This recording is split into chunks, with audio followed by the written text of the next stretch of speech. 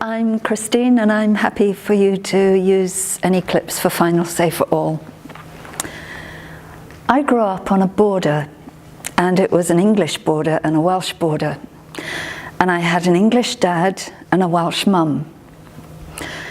And so I've always known about the differences that, as David said earlier, can be very real when you live close to a border. And of course there's always a big rivalry between the English and the Welsh. So you can imagine what it was like in our house on match day. What I want to talk about is my granny and my mum and me. When my granny was 16, the First World War broke out. And so for all those years when she was a teenager and would normally be dancing and meeting boyfriends, they were going to war. When my mum was 16, the Second World War broke out. And she became a WAF. She served in the Women's Auxiliary Air Force. And her job was as a pay clerk. And she used to pay all the pilots every week. So she'd have a little shoebox with all her wage packets in, and they'd come by and they'd collect their wages. And most of them weren't that much older than her. And then she'd have some packets left. And she used to have to take those back to her boss. And he would write the letters saying, sorry, their son hadn't come home. When I was 16, I went to Germany as an exchange student. And it was a hard thing for my parents, who had lost their friends and family members, to then welcome the children of their enemies, who had been their enemies. And I am always so grateful for those parents who saw the bigger picture and who welcomed us, both sides. When I went to Germany, I think it was just as hard for those parents, that they welcomed us and they supported the progress of the European movement. I was 16 in 1971. So it makes me incredibly old.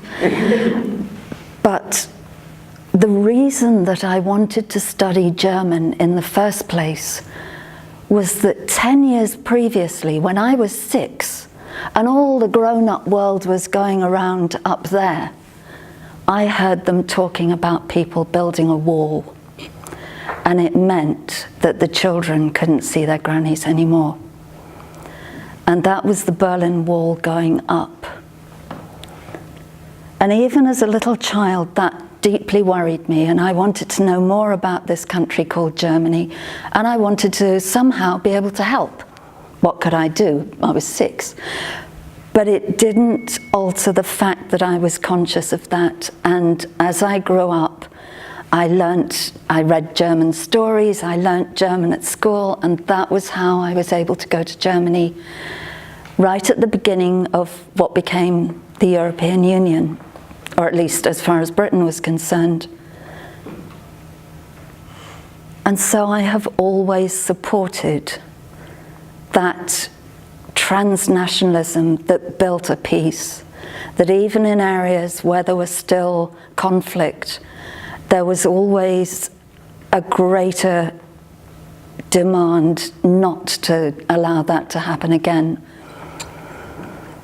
Konrad Adenauer, who was the first president of Germany after the war, lived to be 100 years old, and he wrote his memoirs. And in them, he describes how immediately after the war, the German and the French politicians got together at great personal risk to make sure that a war could never happen again. And his memoirs are worth reading if you've got nothing else to read.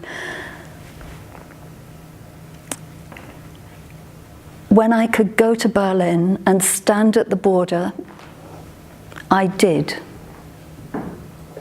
because I could. If I had done so 10 years previously, I would have been shot. My friends who did their military service in Germany, some of them were German border guards. And I remember as 19 and 20-year-olds, they told us how that worked. I never, ever, ever want to see that happening again.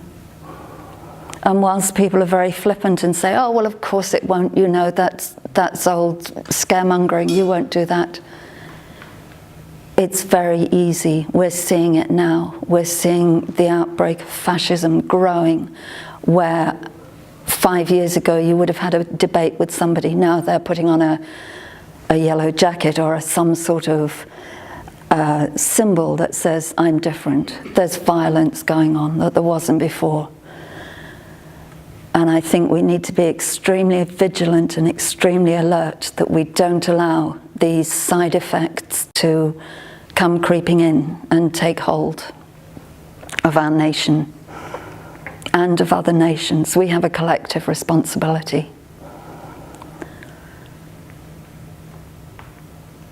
That's why Brexit's personal. Thank you.